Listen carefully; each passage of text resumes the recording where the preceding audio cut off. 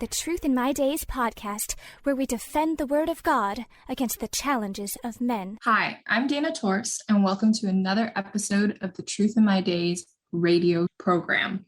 Today, I'm here with John Torst and Jason Chan as they discuss the important topic of creation and evolution.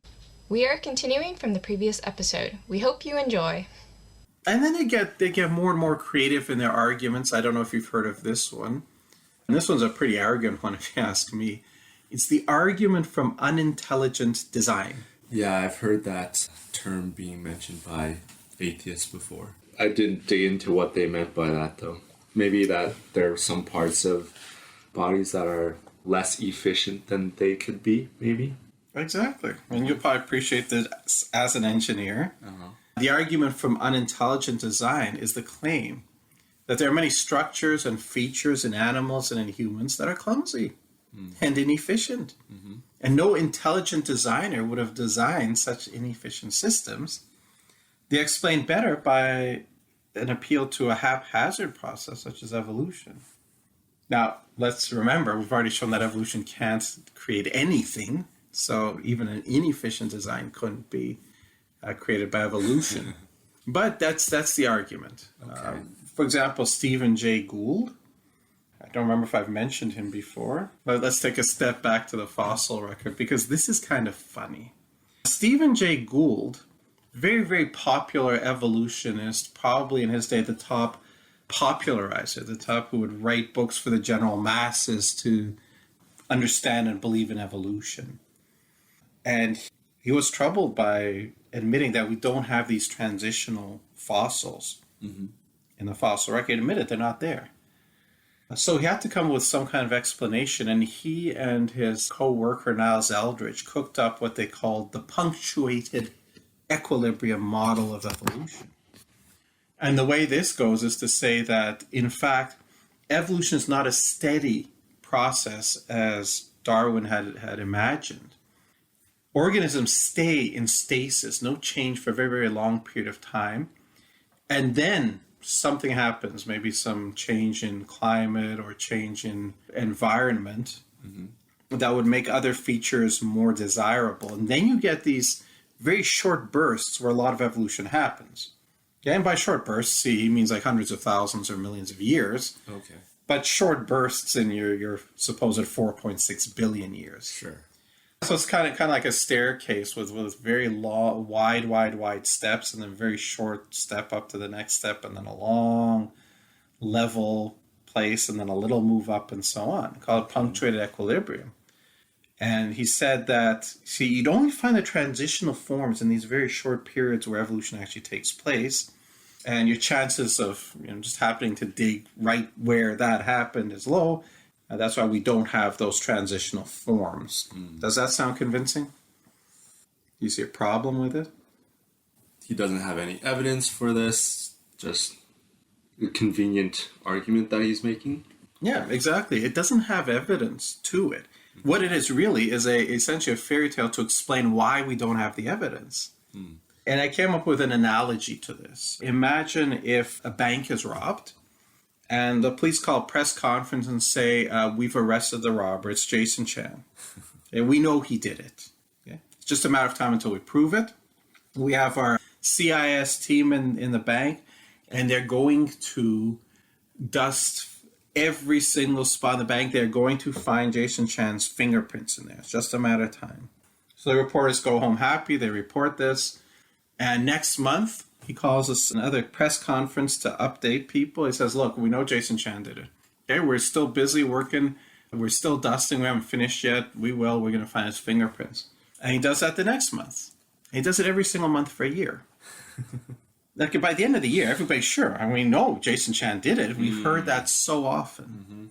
And finally, after a year, he calls a new press conference. And this one he says, we have finished dusting the bank. We've dusted every single square inch of it. We have not found Jason Chan's fingerprints. This proves that Jason Chan wore gloves while he committed the robbery. Wow. That's exactly what they're doing. Oh, man. They tell you the claim, they promise you the evidence, And they keep doing this long enough until now the idea of the claim has so sunk into your head that you've just accepted it. And at the end, instead of giving the evidence, they come up with an excuse for why they can't give you the evidence. Doesn't matter, you've now already come to believe the conclusion. And it just sounds so good. Yep, of course Jason Chan is guilty, and obviously he wore gloves, and that's why I didn't leave fingerprints. And you overlook the fact that that was supposedly the evidence for his guilt in the first place. So that was the punctuated model equilibrium of Stephen Jay Gould and Niles Eldredge. But back to Unintelligent Design, he wrote a book called The Panda's Thumb. And in The Panda's Thumb, the claim was that the panda does not have an opposable thumb like humans do, does not have an opposable thumb that is one of the 5 digits. Okay. Animals with grasping hands like monkeys or chimpanzees will have that opposable thumb.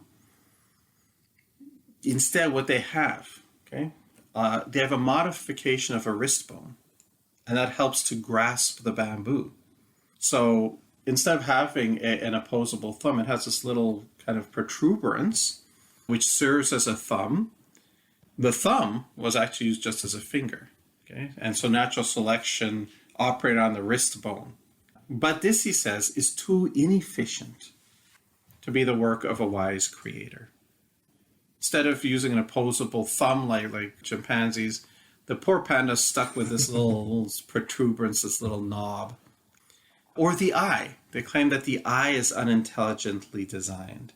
Richard Dawkins, talking about the design of the eye, says this, and I quote him, "Any engineer would naturally assume that the photocells would point back towards light." Well, what do we mean by that? If you look at the rods and the cones in the human eye, these are the cells that are the photoreceptors. These are the ones that detect light. And you would think that, and they're wired in the back of your eye, in the cornea, and you would think that the end, because there's one end that's got the rod or cone, the light sensor, the other end has the nerves that carry the signal to the brain. Sure. Which way should these be wired in when they're in the back of your eye? Which end should be pointing out towards the light? Guess the rods in the cone. You would think so, the photoreceptors. Uh-huh. But in fact, in the eye, they go the other way. Oh, okay. And Dawkins then says, okay, any engineer would naturally assume that the photocells would point towards the light with their wires leading backwards towards the brain. You would laugh at any suggestion that the photocells might point away from the light with the wires departing on the side nearest the light. That's just the nerves, the wires. Yet this is exactly what happens in all vertebrate retinas. Each photocell is in effect wired in backwards with its wires sticking out on the side nearest the light. And he says, if you look at like a photocell, you see the opposite. You see the light detector on the top and you see the terminals on the bottom. Okay. And you would put it into your system with the photocell pointing towards the light. And yet in the human eye, for example, you have the opposite structure.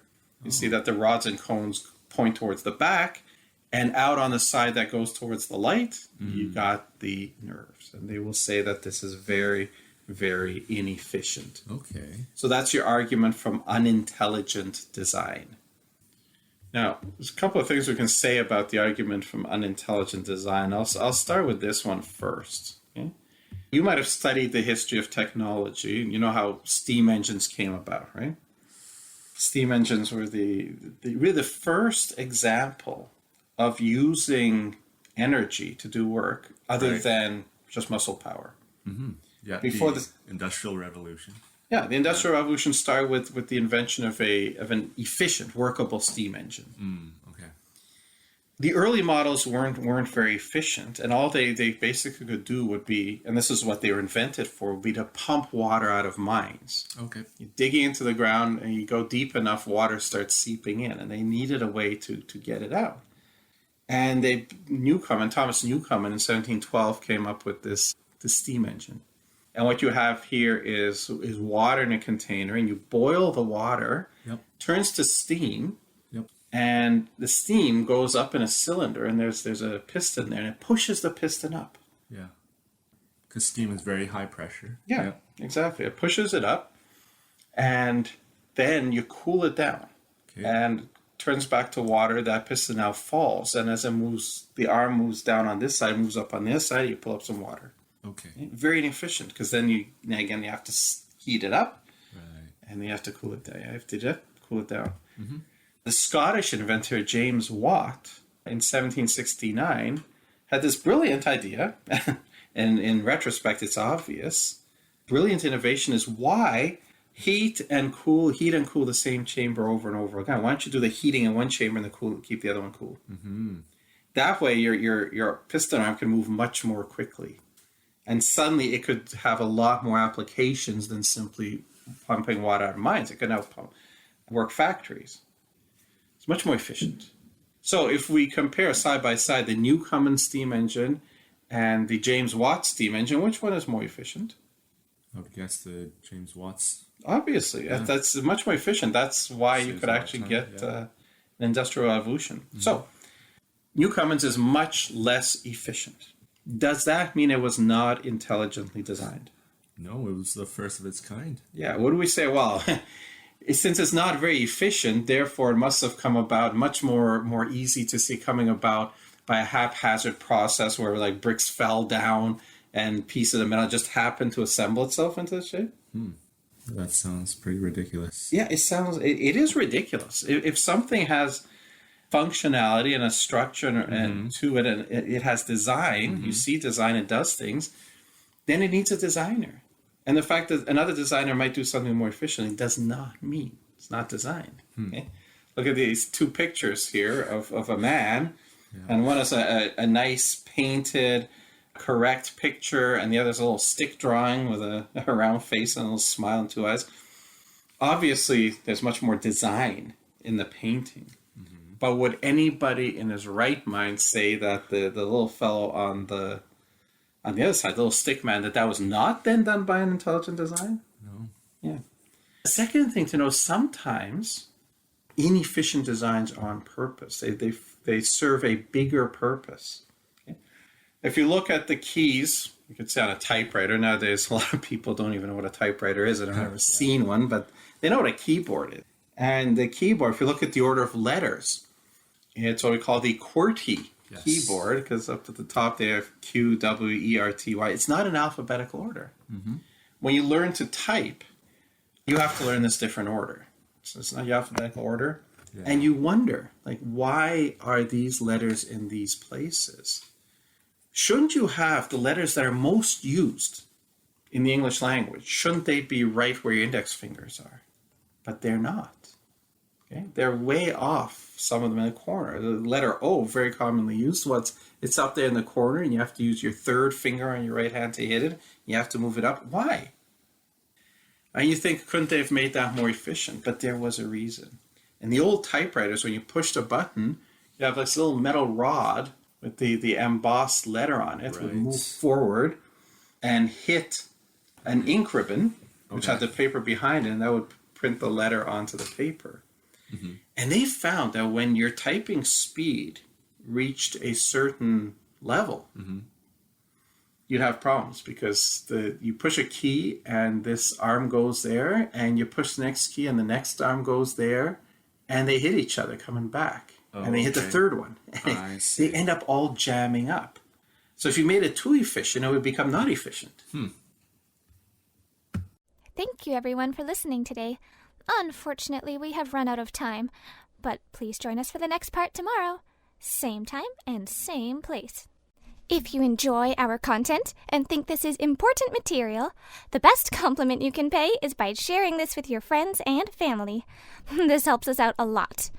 Also, if you enjoyed today's program, please like, comment, share, and subscribe to this podcast. We would love to hear from you. Thank you for listening to the Truth in My Days podcast with John Torse. We would love to hear from you. Please feel free to share any questions or comments you may have. You can reach us on Facebook, Instagram, MeWe, and YouTube. Simply search Truth in My Days as one word. Again, Truth in My Days as one word, no spaces in between. And you can connect with us. You may also visit our website for more comprehensive material and to learn more about our ministry. Our website is truthinmydays.com. Thank you.